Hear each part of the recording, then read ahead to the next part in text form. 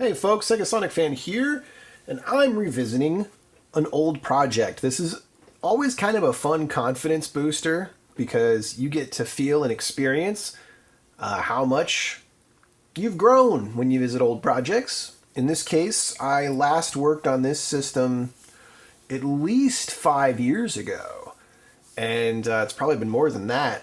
So I've just been cleaning it up and noticing, like, oh man, I can't believe I did that, and seeing all kinds of improvements I can do now. So this is a Game Gear. This is a Sega Game Gear, but not just any Sega Game Gear. This is kind of a special one because it is installed with one of the rarest upgrades you can possibly get, which is the Norix GGLCD install. This was the first LCD upgrade ever made for Game Gear, although now he's a Japanese engineer, and he's designed a new version 3.0, which I think just came out last year in 2023. So this is version 1.2, though. This is all the way back from like 2016, before McWill had his GGLCD up for sale. This was the only way to have an LCD upgrade for the Game Gear. It was a huge deal at the time. I completely lost my noodle when I saw that this was something you could get.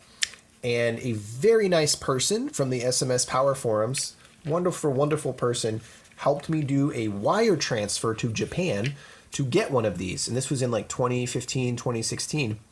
And boy, was I careful installing this, because I knew if I broke this, that would be it. It was very tricky to do the wire transfer, and it had to go to like a third party, I think, before it went to Norix. And it was, it was very tricky.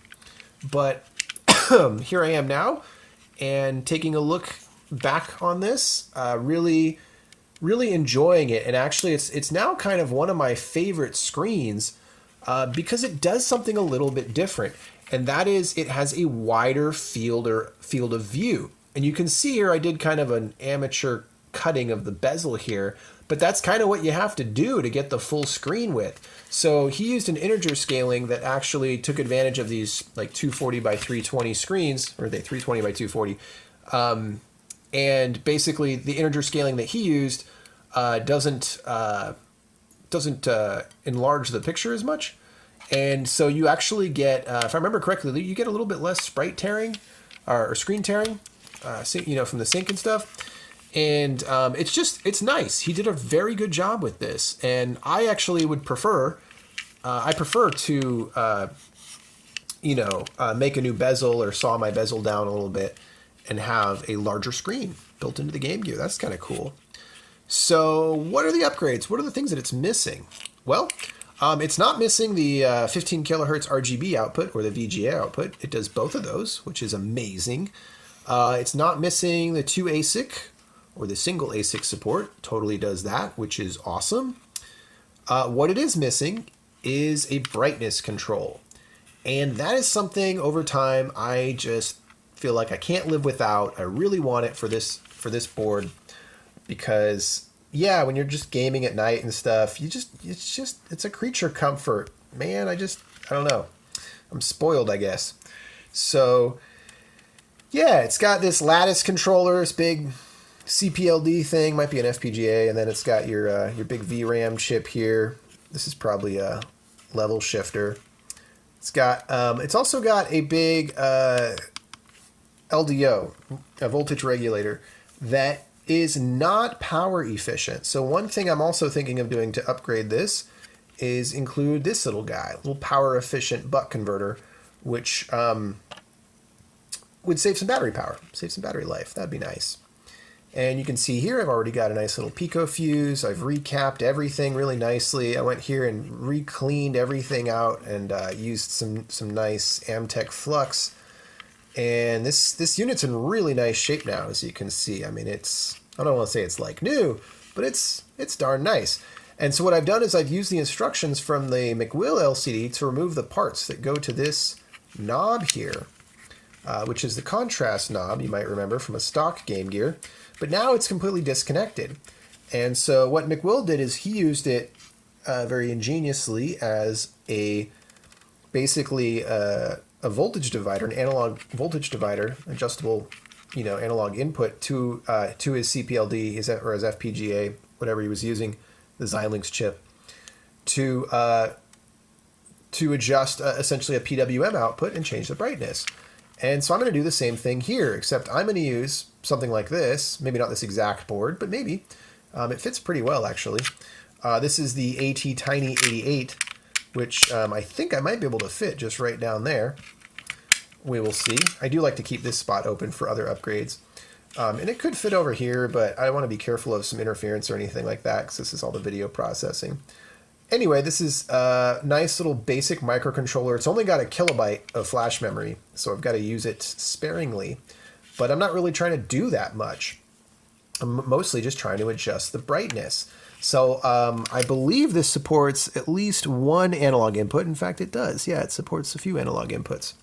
So I'll have an analog input coming from this rotary knob. It'll convert that to bits, and then I will be able to digital, and then I will feed that digital signal. I will convert that digital signal to a PWM signal, and that PWM signal will go to the enable pin of the LED driver. And I looked at the LED driver schematics. It actually even has an example of how to do this. This chip right here is actually designed, it's a boost converter, but it's also designed for LED backlight systems. And so this pin right here, pin 4, is the enable pin. Right now it's tied high because it cannot be left floating, so it's tied to power in. But what I can do is separate the trace right here in the middle and run my microcontroller output to that pin. I'm gonna have to be careful and have a pull-up resistor as well, and probably I'm gonna see if there's a bootloader on this and flash it. There's a couple little things here and there I'm gonna have to do. I'm gonna have to, little details I'm gonna look into, but the concept is pretty straightforward. That'll come from the output, so they'll be using analog input and then a digital output to drive this PWM, and I'll do some testing to see how it feels and what values are good for doing that, and should be a way to add some really nice brightness control to this really cool custom old screen. I mean, old, but new. Old by screen upgrade standards, new by Game Gear standards.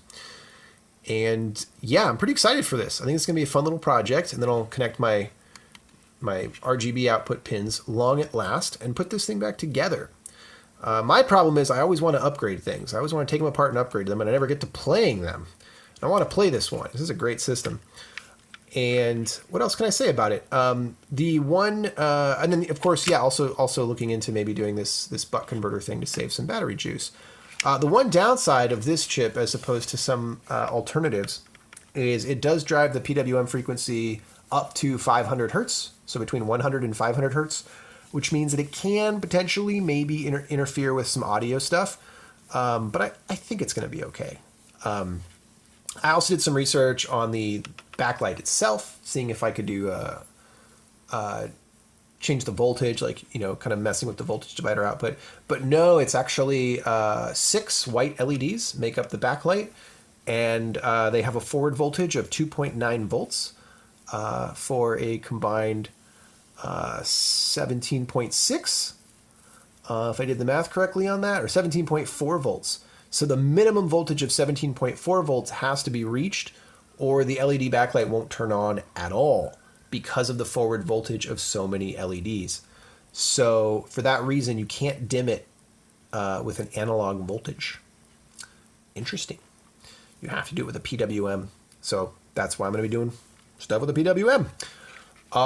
What else can I say? I think that's going to be it. I'll do follow-up parts for this to show the work in progress and how I'm doing it all. Hopefully this is interesting. The GGLCD by Norix, man. Cool stuff. Video game history.